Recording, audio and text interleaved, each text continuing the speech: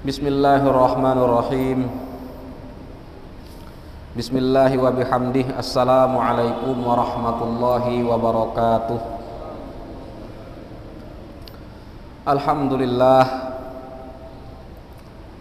Alhamdulillahilladzi bi ni'matihi tatimmus shalihat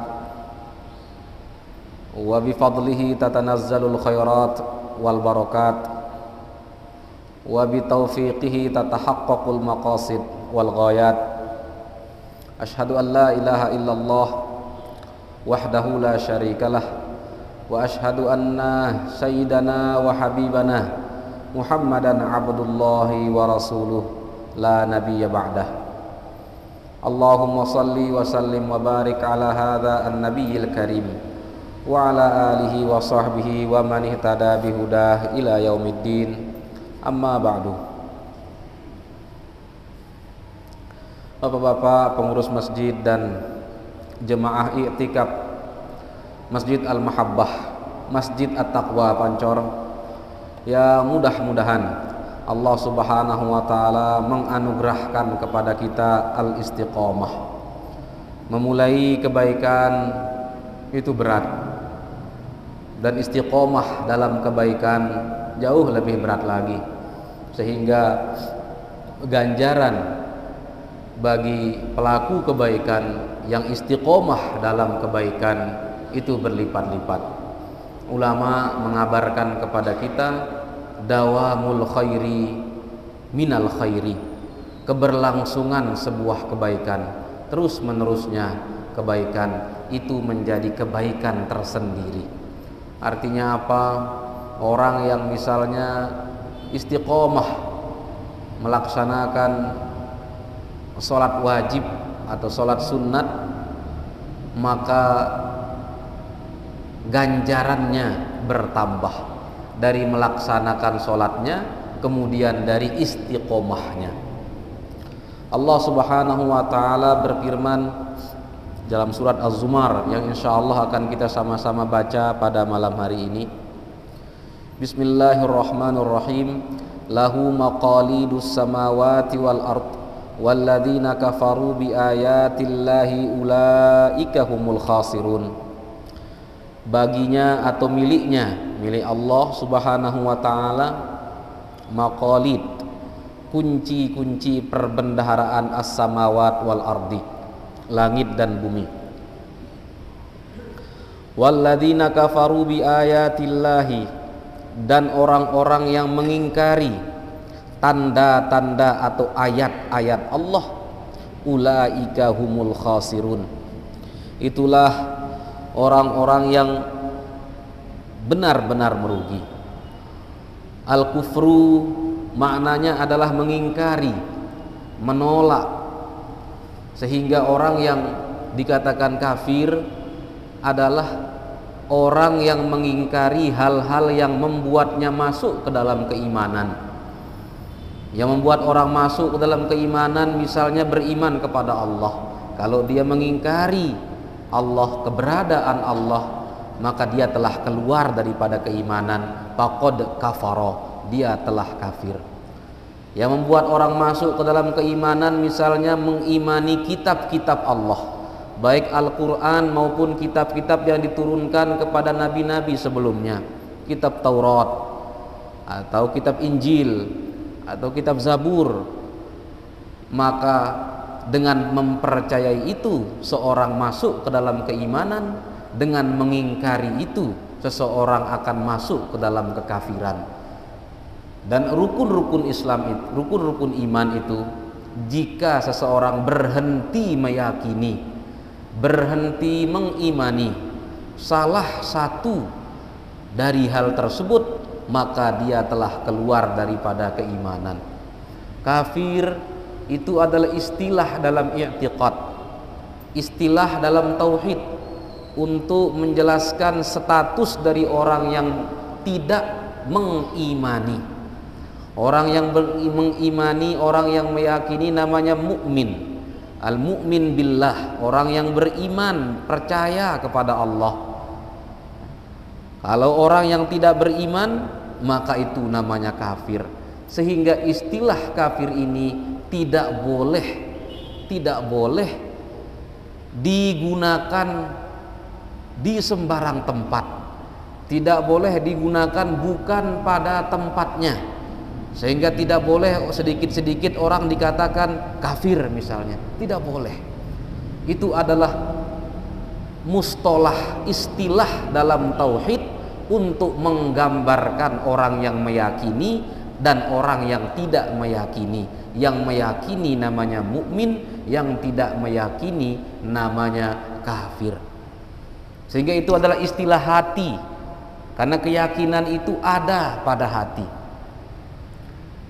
Gambaran dalam fikihnya adalah jika ada orang yang tidak sholat, maka dua kemungkinan. Pertama, tidak sholat tetapi masih meyakini sholat itu wajib, maka dia tetap beriman tetapi berdosa. Dia mukminun asin, mukmin yang sedang melakukan maksiat. Yang kedua, kalau dia tidak sholat tetapi dia mengingkari wajibnya sholat, dia tidak yakin sholat zuhur itu wajib, dia tidak percaya sholat asar itu wajib, maka di sini persoalannya bukan hanya sekedar tidak melaksanakan, tetapi sudah berhenti meyakini. Dan orang yang berhenti meyakini itulah yang namanya orang yang ingkar, yaitu kafaro, ya, kafirun, orang yang mengingkari, tidak percaya lagi. Sehingga sekali lagi tidak boleh istilah ini digunakan sebagai senjata untuk meruntuhkan orang lain, untuk merendahkan orang lain, sehingga sedikit-sedikit menuduh orang sebagai orang yang kafir. Hati-hatilah kita.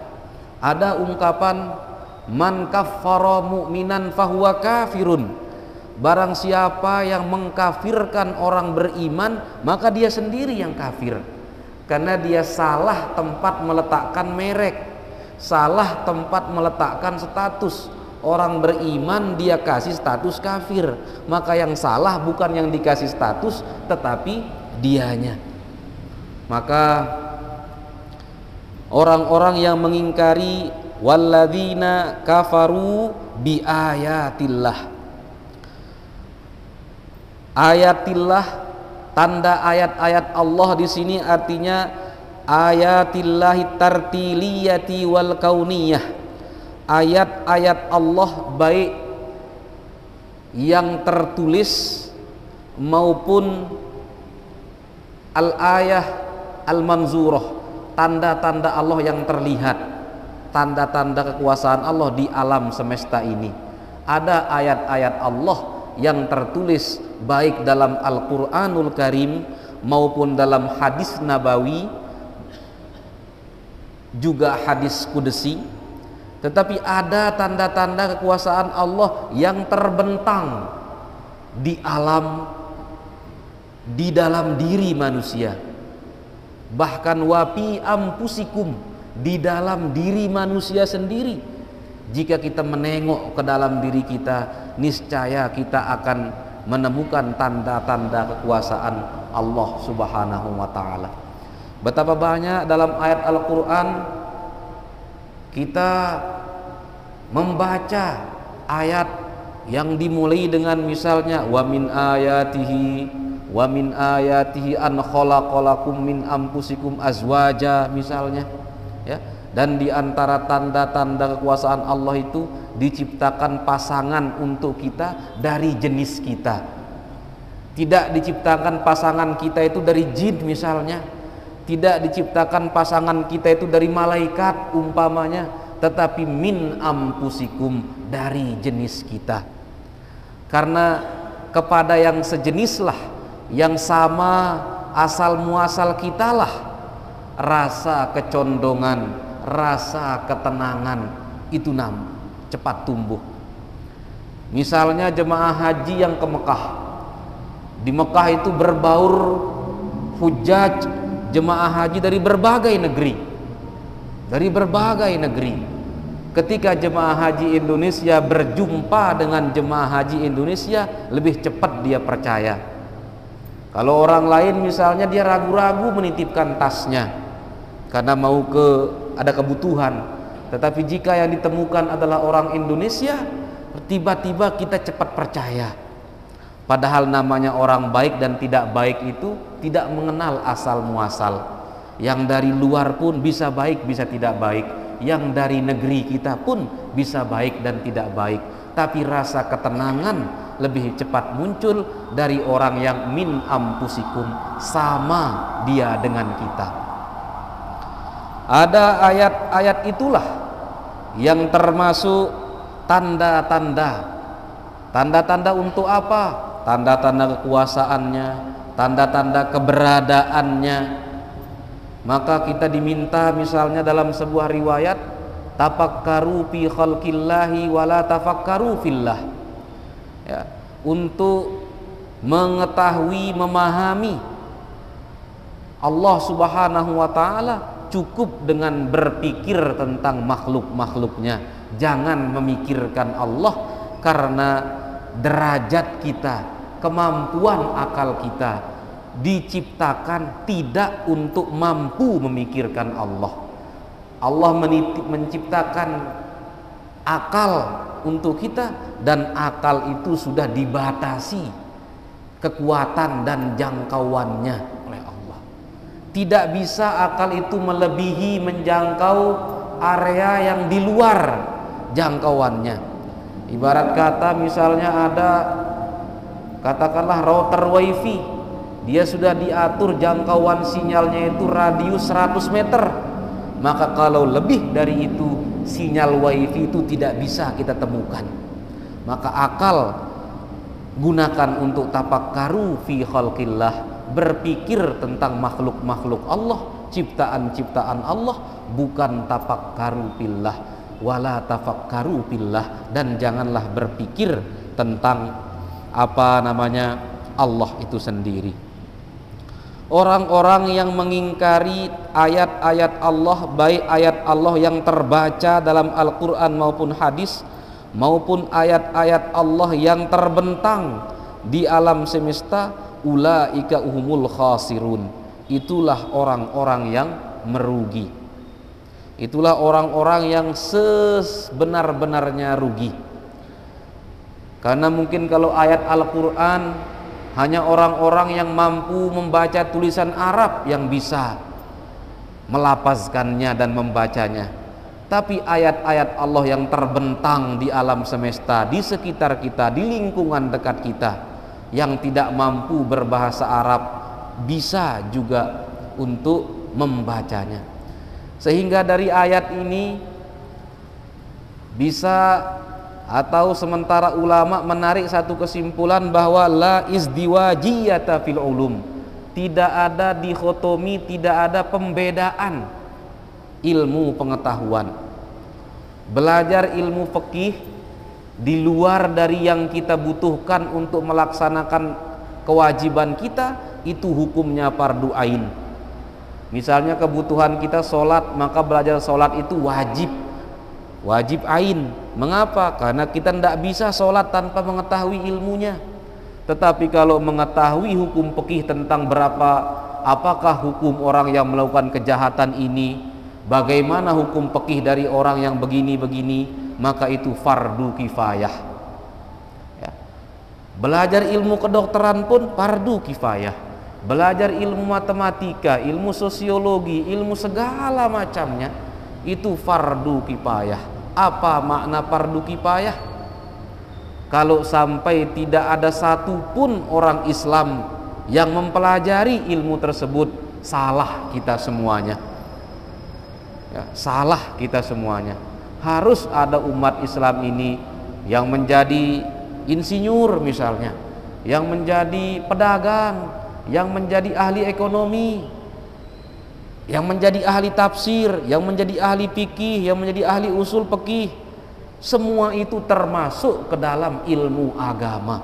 Tidak ada pembedaan ilmu umum dan ilmu agama. Karena ilmu yang dikatakan umum tetapi bisa digunakan untuk mengkaji tanda-tanda Allah, al-manzurah fil kaun, yang bisa dilacak dan dilihat di alam semesta, itu juga bisa menjadi wasilah jalan untuk mendekat kepada Allah Subhanahu wa taala. Ayat bagian kedua dari ayat ini, walladzina kafaru bi ayatillahi ulaika humul khasirun, adalah muqabalah fiha ma fiha min ta'kidis thawabil azimi lil muttaqin wal iqabil alimi lil kafirin. Ayat ke-62 menjelaskan tentang ganjaran balasan untuk orang-orang yang ayat ke-61 menjelaskan tentang ganjaran orang-orang yang bertakwa. Wa yunajjillahu alladzina taqau. Ayat ini ke-62 atau ke-63 menjelaskan tentang siksa yang didapat, kerugian yang didapat oleh orang-orang kafir. Ini namanya muqabalah, membandingkan. Namanya membandingkan itu menghasilkan sebuah kesan. Jika misalnya kita membandingkan nikmat yang kita raih dengan kesengsaraan atau ketika hilangnya nikmat itu, apa kesan yang kita dapatkan? Kita akan lebih menghargai nikmat Allah. Misalnya kita punya tangan, kemudian kita mengingat orang yang tidak punya tangan, atau bagaimana seandainya kita tidak punya tangan, itu membandingkan dengan yang sebaliknya, maka kita akan lebih cepat untuk menghargai betapa nikmatnya memiliki tangan. Jika kita melihat kaki kita dan kita melakukan muqabalah, perbandingan dengan bagaimana kalau kita tidak punya kaki, maka lebih cepat kita atau orang menghargai betapa ternyata nikmatnya punya kaki dibandingkan tidak punya kaki. Maka orang bertakwa mendapatkan ganjaran surga, orang yang kafir sebaliknya. Maka di situ nampak begitu berharga janji Allah untuk orang yang bertakwa.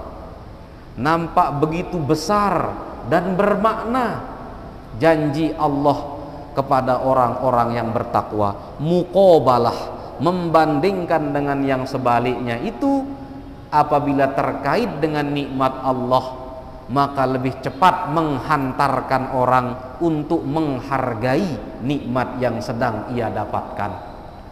Seperti tadi, kita masih punya tangan, alhamdulillah. Bagaimana seandainya kita tidak punya tangan? Kita masih punya kaki, alhamdulillah. Bagaimana seandainya kita tidak punya kaki, atau orang yang tidak punya kaki? Ya.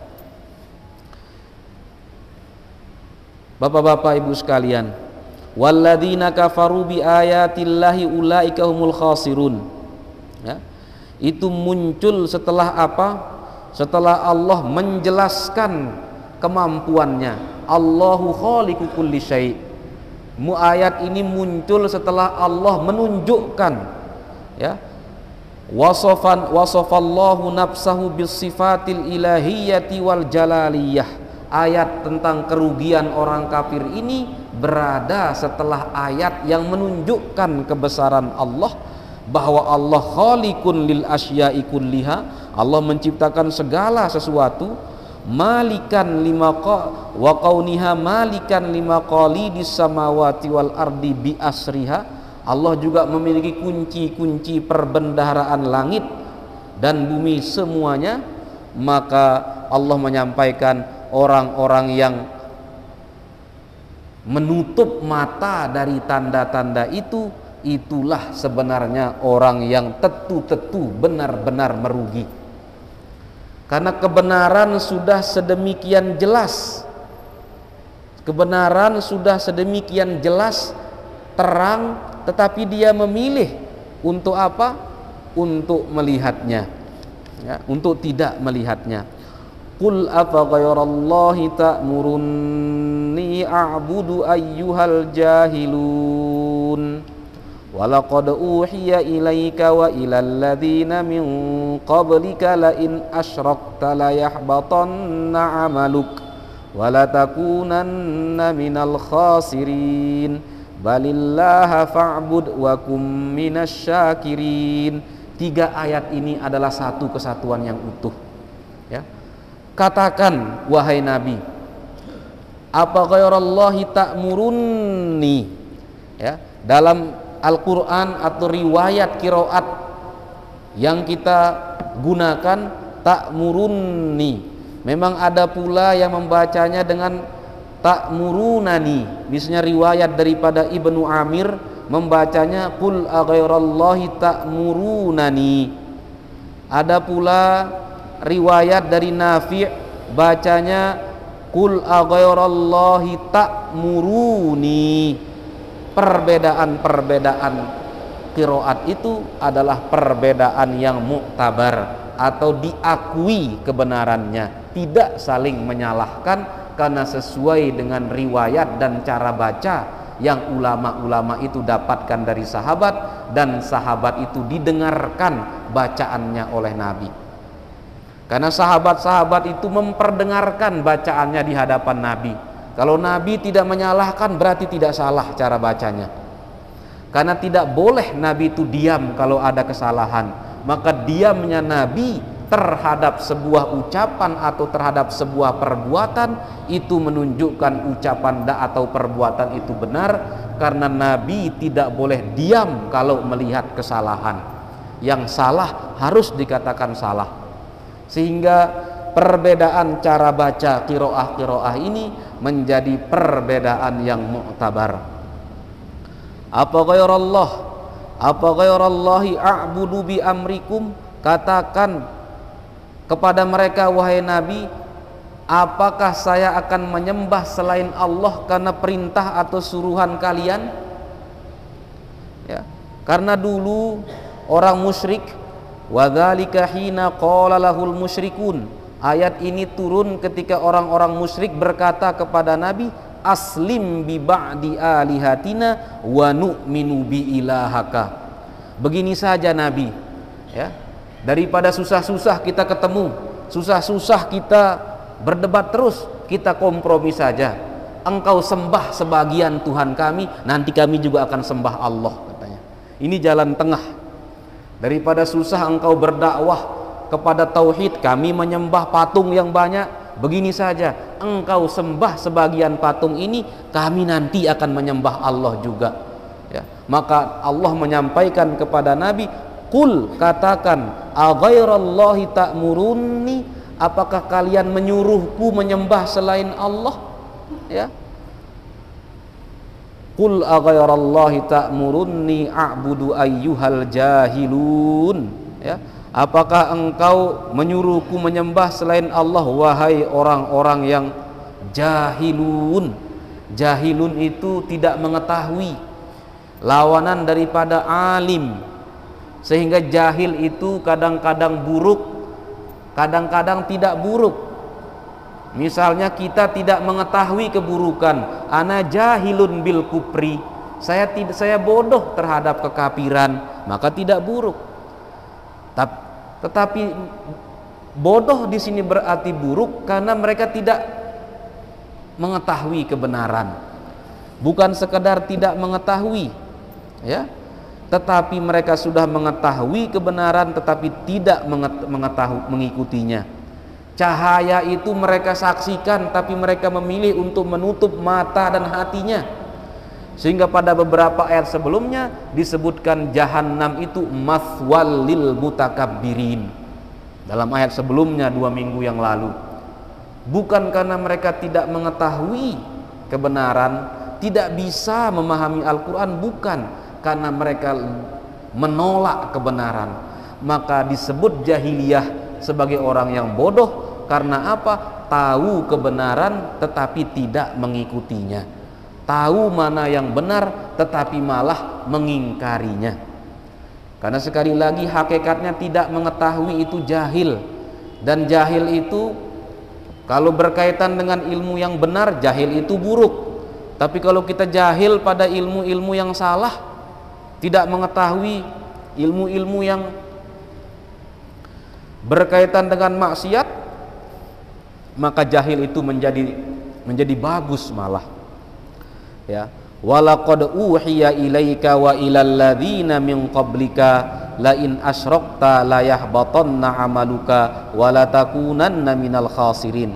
Allah Subhanahu wa taala menyampaikan kepada Nabi, dan benar-benar telah diberikan wahyu kepadamu dan orang-orang atau nabi-nabi yang diutus sebelummu. La in asyrakta la yahbatanna amaluka. Kalau engkau syirik, maka seluruh pekerjaanmu itu gugur atau tidak ada artinya. Ini seolah-olah, karena tidak mungkin Nabi berlaku syirik, mustahil Nabi syirik, tetapi itu namanya qadiyatun syartiyah, ya, kalau maka, jika maka, ya.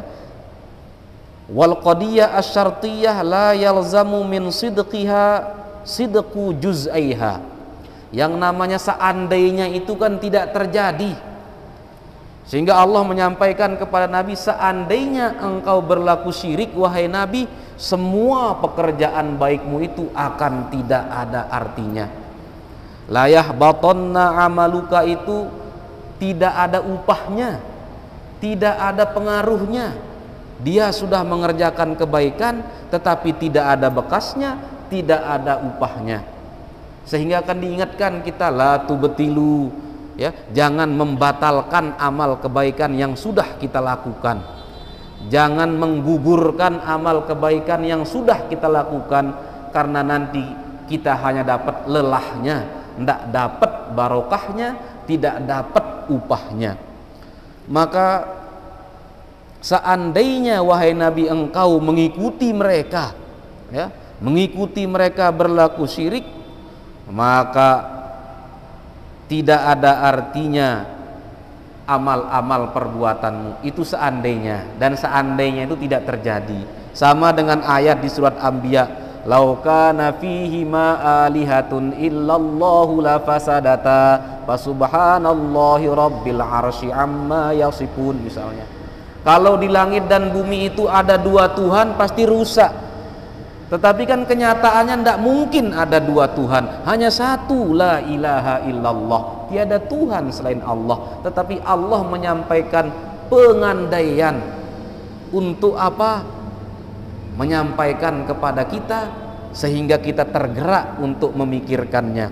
Pengandaian-pengandaian itu menghadirkan mau'izah, menghadirkan kesadaran yang halus. Seperti tadi, bagaimana seandainya kita tidak punya tangan, maka muncul dari sana perenungan-perenungan serta kesyukuran terhadap nikmat. Wala takunanna minal khasirin. Maka tidak hanya amal perbuatanmu yang sia-sia, engkau juga akan menjadi orang-orang yang rugi, sama seperti orang-orang kafir itu. Balillaha fa'bud, akan tetapi Allah lah, hanya Allah lah sembah. Penyebutan Allah lebih terdahulu daripada kata perintah u'bud. Itu penegasan bahwa hanya Allah sematalah yang sembah. Wa kun minasyakirin, dan jadilah hamba-hamba yang bersyukur. Bersyukur kepada apa? Alama hadaka ila annahu la yajuzu illa ibadatul ilah al-qadir anil itlaqil alimil hakim. Kesyukuran pertama, kesyukuran terhadap petunjuk yang kita dapatkan, bahwa kita mengetahui sesungguhnya kita tidak boleh menyembah Tuhan selain Allah, karena Tuhan selain Allah itu tidak ada, hanya Allah yang ada. Itu kesyukuran pertama, kesyukuran kepada nikmat hidayah, kesyukuran kepada iman dan Islam. Kesyukuran yang kedua, alama arsyadaka ila annahu yajibul i'radu an ibadati kulli ma siwallah. Kita juga bersyukur bahwa kita tidak pernah berpikir untuk keluar daripada Islam.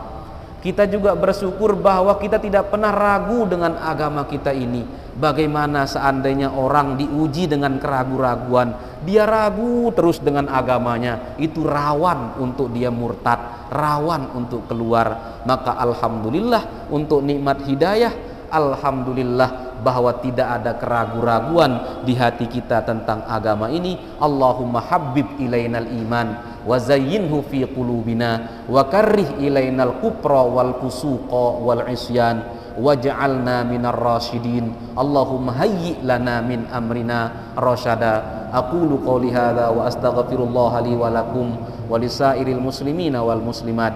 Wallahul muwaffiq wal hadi ila sabilir rasyad. Wassalamu alaikum warahmatullahi wabarakatuh.